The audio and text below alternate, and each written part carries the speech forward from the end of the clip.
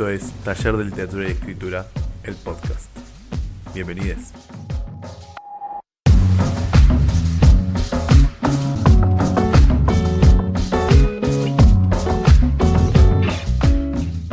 Buenos días, buenas tardes, buenas noches. Esto es Taller de Literatura y Escritura, el podcast. Y hoy, vinimos a afilamos las facas. Sí, Estamos sí. ambos, cada uno vino con su faca bien afilada. Sí. Para que hubo terceras partes involucradas, asegurándose que las facas estén afiladas, Sí, que no haya sí. ninguna trampa, nada. Yo me nada. corté el flequillo a los Rolling Stone, así que Claro, a los acá todo Rolinga. muy legal. Yo me dejé el pelo Más largo. suelto, me acabo de sacar una colita de pelo. Todo esto para que se lo imaginen, ¿no? Porque si fuera una película, Claro, sería un duelo en el oeste. Esto Claro. no es un duelo en el oeste. es un duelo en un podcast. En Morón, por supuesto, ¿no? en el Obviamente, lejano sí, oeste. sí. Sí, Ciudad de Hierro nos queda muy picante, así que Morón está Claro, bien, funciona. Entonces sería eso. Como no tienen lo visual, ustedes tienen que imaginarse, ¿no? La magia del podcast. Claro, Sería eso. tal cual. Sí, Entonces, ustedes van a tener que imaginarse que acá estamos como con ganas de cagarnos trompadas. sí. Charlamos sobre temas, surgió un tema en el que pinta cagarse trompadas. Es un tema que surge siempre, en realidad es un tema que surge siempre. Está Es ahí, verdad, está es ahí, como un tema, está es ahí. el tema que siempre está. Es la grieta tóxica de Taller de Literatura y Escritura. La literatura y escritura nació con esta grieta y nunca se... Es más, me animaría a decir que es la única grieta que aceptamos sin problema. Claro, O sea, no aceptamos la aceptamos, otra, claro, que existe. o sea, aceptamos que problematice, digamos. Claro, Eh, claro. Nos parece que es sí. una buena división. Y está aparejada esta grieta, ¿no? Tóxica. Sí, sí. O sea, ya que no puedo ganarle las palabras y hacerle entender a la gente que es una estupidez,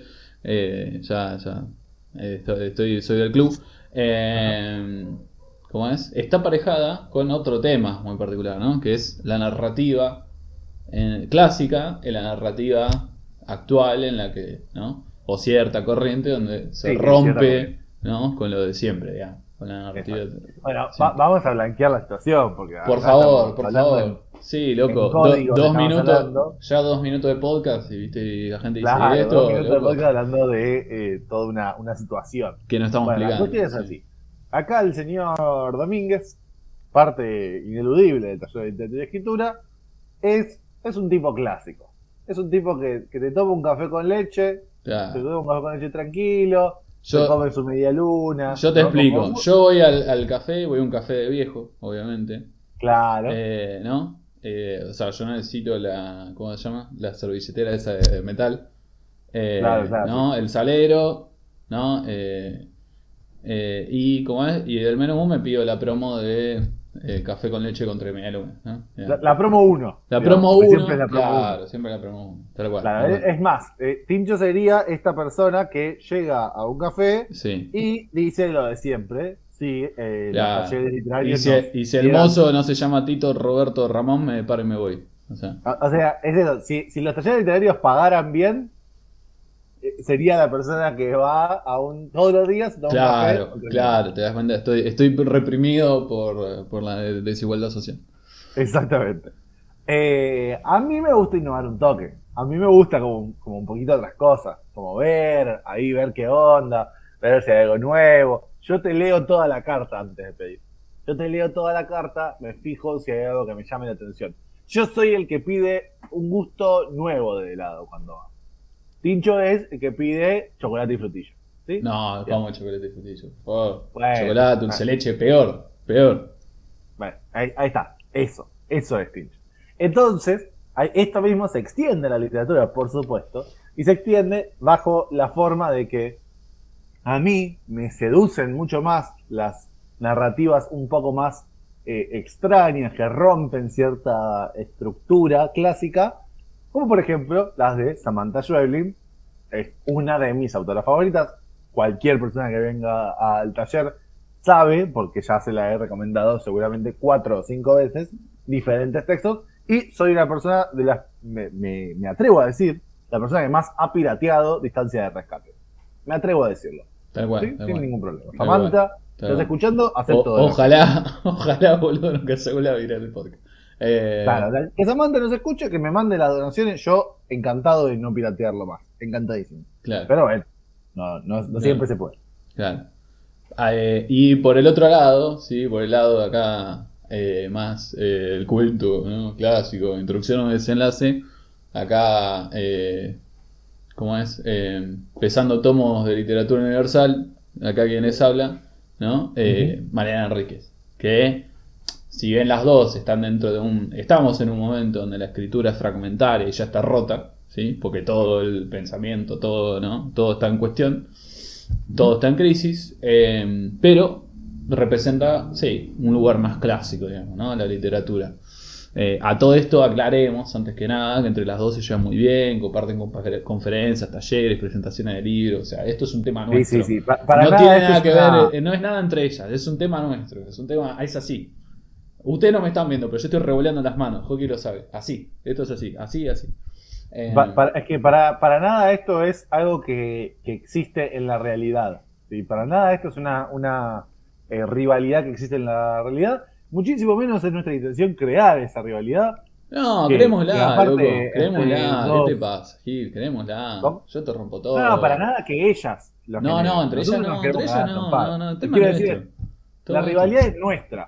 El tema No es tiene que ver nuestro. con esto. Acá el tema es nuestro, ¿viste? Es como... Exacto. Entonces, en ese mismo sentido, se nos ocurrió hoy blanquear esto en este podcast, porque quizás quienes escuchan el podcast y no vienen a los talleres, no lo conocen, pero nos parecía importante, porque nos parecía interesante también para charlar sobre esta construcción de la literatura, de una cierta forma de la literatura, que, bueno, nada, que funciona muy bien específicamente para esto, ¿no? Para pensar la literatura, para pensarnos como escritores, digamos, de alguna forma, y para pensar también qué significa para nosotros la lectura, ¿no? Como lectores dentro de la escritura, eso quiero decir. Ujú. No sé si querés empezar vos primero, no sé, ¿viste? No, sí, a ver, puedo dar... me parece que es divertido contar anécdotas, ¿no? Hockey una vez me trajo un cuento y me dijo, mirá, Tincho, no sé. Él tiene una antología ahí que ya no, supongo que ya no es tan nuevo, cuento argentino. O sea, sí, pero ¿de cuándo es? ¿2018? No sé. Bueno, Creo que incluso un poco antes. bueno, no importa. Me dijo, 2017, mirá, por ejemplo. léete esto, te presto. Bueno, me lo prestó, ¿no? Y eran cuentos que jugaban con situaciones en las que aparentemente no pasa nada, ¿no? Digamos, o sea, no hay una... No está el conflicto desarrollado a propósito en un cuento, ¿no? Tradicional, el famoso nudo o conflicto, que es otro problema que ya lo hemos resuelto o discutido al menos en Taller de Cuento, vayan a la descripción, si están en YouTube, y si no están y si están en Spotify o cualquier otra, vayan a YouTube. ¿Cómo es? En el que, bueno, ¿no? Eso como que se omite de alguna manera, ¿no? O sea, la idea es dar lugar a, entiendo yo, a sucesos, ¿no? Que a veces dentro del cuento clásico no se dan porque todo tiene que tener un conflicto, ¿no? Todo tiene que tener un obstáculo, ¿no? Siempre la estructura es bastante básica y, ¿no? Digamos, es la estructura épica, ¿no? El héroe o la heroína, o como quieran pensar el género que protagoniza, el obstáculo y la superación del obstáculo, ¿no? O la no superación del obstáculo. Entonces, Hockey me trae un cuento de un pibe que va, se fuma un porro con la plaza de unos amigos y vuelve a la casa. Y yo fue como, ¿y qué onda esto? ¿No? Ahora contá tu versión de... Yo dije, ¿qué poronga es esto? Esto no es un cuento. 90% seguro de que ese cuento es de Martín Rechtman. Y te dije, qué copado, que no pase nada. Y bueno, te bardeé un poco. Te dije que sos pelotudo y cosas por el estilo. Claro, sí.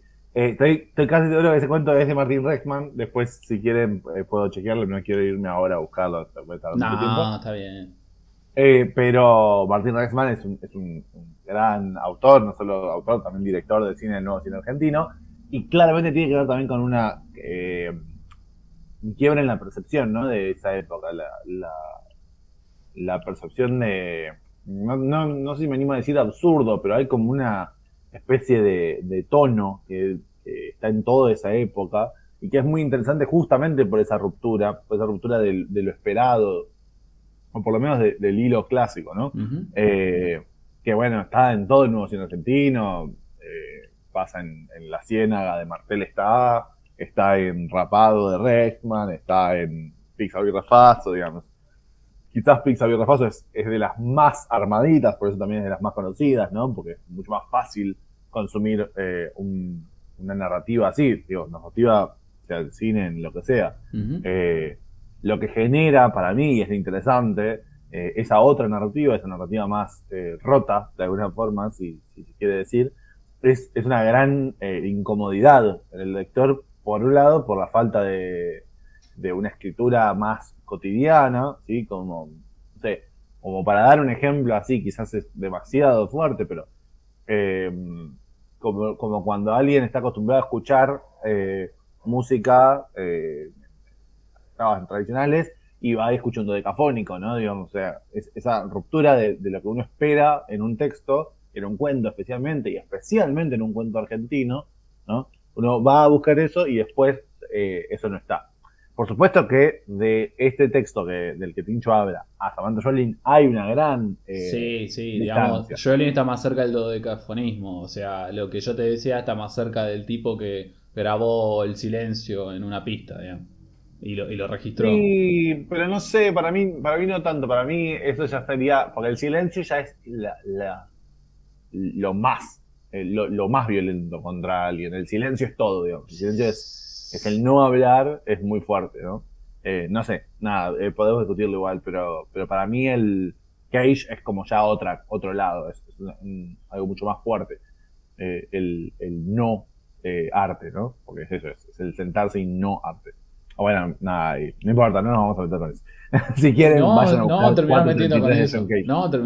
no vamos a terminar metiendo con eso, sabelo. Bueno, está bien, pero primero quiero cerrar esto. No, por eso, sí, por favor. Schweblin quizás lo que trabaja es dinámicas de tensión y de extensión. O sea, arranca la tensión, cuando la tensión ya llega a un punto, se corta el texto y no sigue más.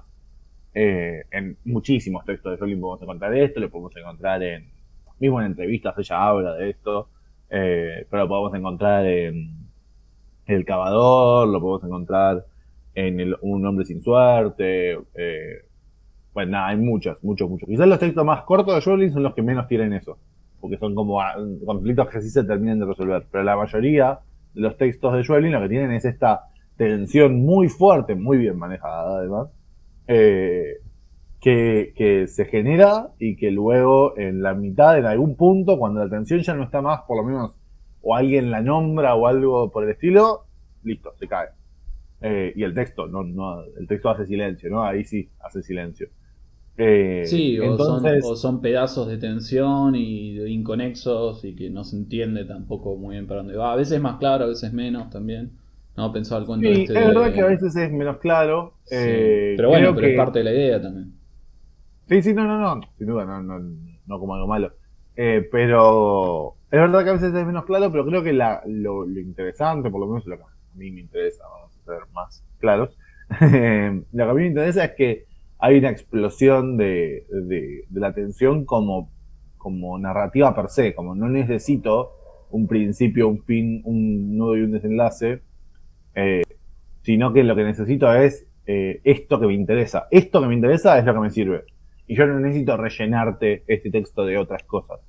Creo que hay veces, y lo hemos charlado en otros podcasts, estoy casi seguro, pero seguro que si no en el taller de cuentos, tenemos esta idea de que la narrativa tiene que tener determinada longitud, tiene que tener determinada, y me parece que Schweblin lo que hace es cortar eso y decir, no, si un texto dura 2 carillas, dura 2 carillas, punto. No hay nada más. Y digo, y vas a Pájaros en la Boca, tal vez su libro más conocido de cuentos, y tenés Mariposas, que es un cuento que dura 1 carilla.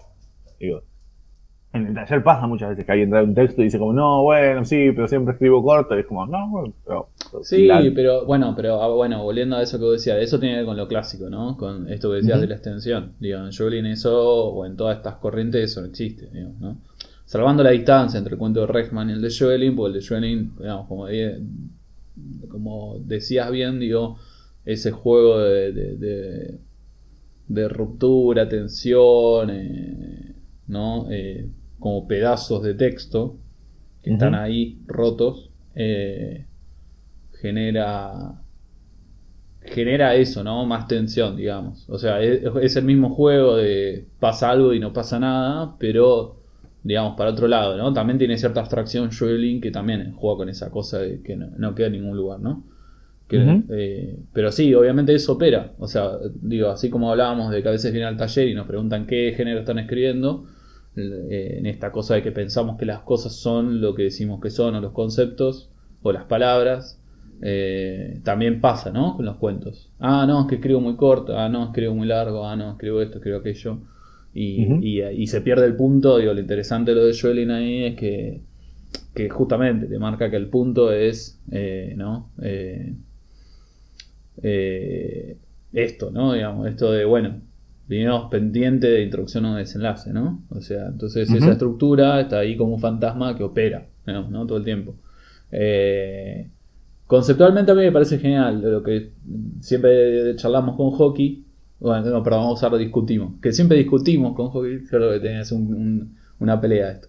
Es que estéticamente hay cosas más logradas y menos logradas. Estéticamente me refiero a la experiencia, ¿no? Hay cosas más logradas, otras menos logradas. A mí en cuento Joelin que no me hice absolutamente nada. Digo, entiendo la construcción, pero no me hice absolutamente nada. A mí en general un cuento de Mariana Enríquez, aunque sea el más flojo de ella, siempre algo me despierta, ¿no? Digamos. Y Mariana Enríquez también tiene una escritura fragmentaria, pero no va por ese lado, ¿no? Va más por el lado de Stephen King, podríamos decir, por el lado del terror social, ¿no? Con lo interesante y lo roto, digo, ¿no? Digo, creo que ellas comparten ese nivel de abstracción, con sus diferencias, en que, por ejemplo, Mariana Enríquez mete cosas, creencias populares, ¿no? Digo, creo que recupera algo de ese terror, del realismo mágico, ¿no? O de esa cosa de Sí, en algunos textos. Sí, en algunos textos, en otros no tanto, en otros son más de ciudad, digamos, pero siempre aparece el elemento mítico, ¿no? Y eso habla de algo más conceptual también, ¿no? Por momentos.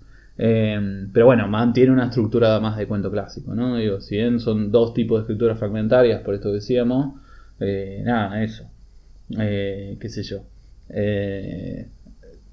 También tiene que ver con eso. Supongo que lo que siempre hablamos también es, supongo, del punto a veces no generar nada, justamente con el texto, ¿no? Entonces, esto que decías del no arte, pero... Creo que, a ver, y digo, a mí Mariana Enríquez me parece excelente, me parece una narradora, digo, cuentista de más, o sea, de las mejores cuentistas de la actualidad en ese sentido, además, y además que pueda generarlo en una novela y en un cuento, eso que a veces los cuentos es mucho más complejo. Digo, incluyendo los textos de Enríquez, me parecen excelentes justamente por eso, por todo lo que lleva. En su narrativa tiene, digo, en sus cuentos, que no son novelas, digamos, y en sus novelas, genera un clima muy interesante, muy piola. A mí lo que me pasa es que quizás lo de Schweblin me sorprende más. Claro, porque no es lo conocido, digamos. Y yo le pongo un valor muy alto a eso. Digo, yo justo el otro día estaba charlando y creo que tiene que ver obviamente con mi gusto personal, pero no solo en la literatura, también en la música, también en otros espacios, en el cine, etcétera, de lo que me gusta de una película, no sé, o de una película, de una canción o de lo que sea, es lo lúdico, ver que la persona está jugando con todo eso, que agarra la materia prima que tiene de la escritura o del cine o lo que sea, y se pone a jugar, y que no toma las cosas como dadas. Joelin para mí tiene eso, Joelin para mí agarra y es como si agarrara retazos y construyera algo jugando. El ejemplo para mí que era muy interesante era Dillon también como autor, me parece excelente justamente por eso, porque se da el espacio para jugar con la imagen de lo que es un autor, jugar con la imagen de lo que alguien espera, ¿sí? Y sí creo, y esto sí me parece interesante, que Joelin quizás lo que tiene es una increíble narrativa para alguien que ya viene leyendo. Porque quizás si uno no viene con esas lecturas anteriores, como si uno no viene preparado para ver un determinado tipo de cuento fantástico, por ejemplo, o un determinado tipo de cuento, podríamos decir, quizás no choca tanto, y al no generar el choque, quizás no es tan atractivo para alguien que el primer cuento de fantástico que lees, un cuento de Claro. Schweblin, ponele. Sí. No porque no lo sea, a mí me parece que Pájaros en la Boca, por ejemplo, es un texto excelente, que no tiene ningún sentido que alguien no le guste, pero digo, quizás eso es de los más clasiquitos, digamos, de ella. Un cuento como El Cavador, por ejemplo, que se mete de una, explora toda la tensión y después lo suelta, ¿no? Y es como todo así. Creo que no es tan, no le llega tanto a alguien que no está acostumbrado a leer cierto tipo de textos, porque no está acostumbrada a esa estructura de narrativa. Digo, defendiendo a muerte a Schweblin, quizás arranquen por Enríquez, digo. Si alguien no leyó a ninguna de las dos, que no entiendo cómo llegó a este podcast y nunca leyó ninguna de las dos, ya me parece violento a esta altura, a esta altura del partido. Che, no seas así, boludo. No, pero digo, léanlas, son excelentes escrituras. Me parece raro que alguien llegue hasta acá y nunca haya leído. Sería muy raro. Y bueno, en las casualidades. No, obvio.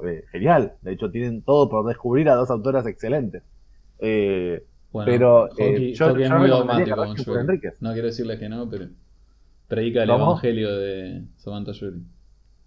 No, pero en serio digo, lean primero a Enríquez, que tiene una estructura más clásica y escribe increíble, y después quizás vayan a Schweblin. Digo, porque claro, yo tengo la experiencia de ya haber leído antes a un montón de fantásticos y llegar a Schweblin después, ¿no? Y me explotaba la cabeza. Quizás está buena esa experiencia de no ir de una a ella. No sé, la tiro.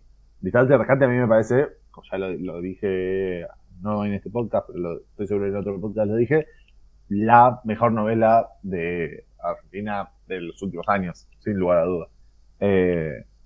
Pero bueno, nada, eso, porque el manejo de la atención es una cosa increíble. O sea, nada. Bueno, Punto. hablando puntualmente, sí creo que en Distancia de Rescate es diferente cómo se vuelca, ¿no? la escritura de Schweblin por la extensión.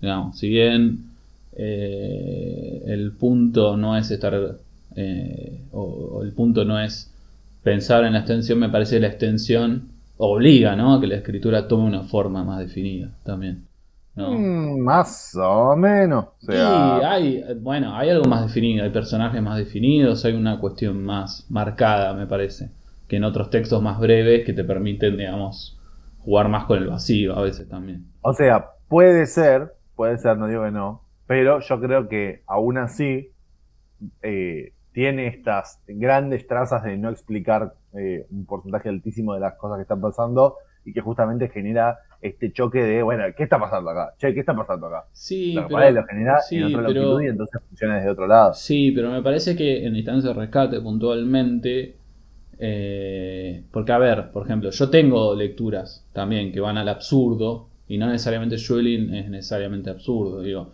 puedes jugar con elementos de eso, ¿no? Pero digo, cuando lees Distancia de Rescate o algo un poco más largo, empieza a tomar ciertas formas. Yo creo que es medio inevitable, o sea, creo que incluso si empiezas a romper o dejar vacío, digo, no sé, 2 veces junio, ponele, ¿no? Ujú. Lees 2 veces junio, bueno, llega un momento y te acostumbras al tipo de escritura, ¿no? O sea, estoy de acuerdo en que Schweblin mantiene la cosa de la indefinición, si querés. Pero me parece que lo logra mejor, o no es que lo logra mejor, es diferente, digamos, es diferente en algo más corto, ¿no? Digamos. Enríquez, bueno, es clásico, digo, son cuentos, son novelas, digo, ¿no? Tiene elementos novedosos en su escritura, pero es más de lo de Sí, siempre. lo novedoso están las temáticas. Sí, no, sí, y también tiene una forma de la crueldad escrita que es muy interesante, digo, me parece que hay muchas cosas que se mezclan, digo, no hay mucho o no había mucho de la línea Stephen King en Argentina, digamos, ¿no? En términos No. de escritura. Era todo Poe, Quiroga, ¿no? El terror más clásico, digamos, ¿no? Entonces, un terror más social va para otro lado, digamos, ¿no? Y además ella mete otras temáticas que también son cruentas, digamos, sí, desde el contenido, pero además me parece que mezcla de una manera, digamos, está más cerca de la fantasía, de haber metido de vuelta la fantasía dentro de los cuentos más humanos, digamos, Ujú. ¿no? Haber tomado esa fantasía del vampiro, ¿no? O del zombie o esas cosas dentro de lo más cotidiano, que de solamente, no sé, de ir a lo fantástico. Me parece que Schelling por ahí está más línea con Borges, ¿no? Con otro tipo Sí, sí, de sin duda, sin duda. literatura, ¿no? Digamos. Sí, Pero más una tradición clásica también argentina. sí, de hecho, a veces pasa, uno lee cuentos de Borges, sobre todo los más enciclopedistas, y uno se cae como, ¿y esto?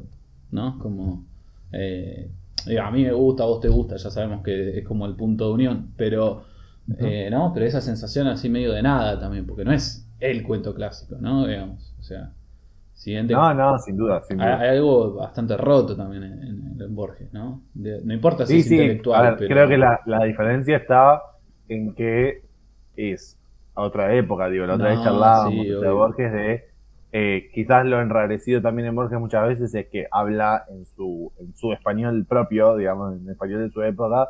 Schelling está muy cerca del lenguaje nuestro, eh, pero se rompe por otros lados, se rompe la narrativa, digamos, y se rompe quizás con cierta influencia, pues, sí, argentina, pero también con otras influencias más del cine, me parece, Mirá, y de sí, la, sí, perdón. ¿cómo? Sí, sí, sí.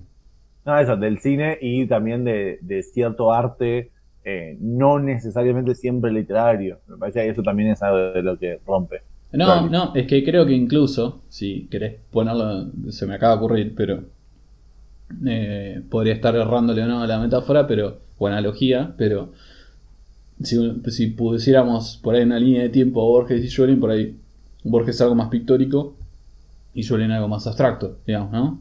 Tiene que ver Mm. más con el arte conceptual de la época como ahora y Borges por ahí con algo más, ¿no?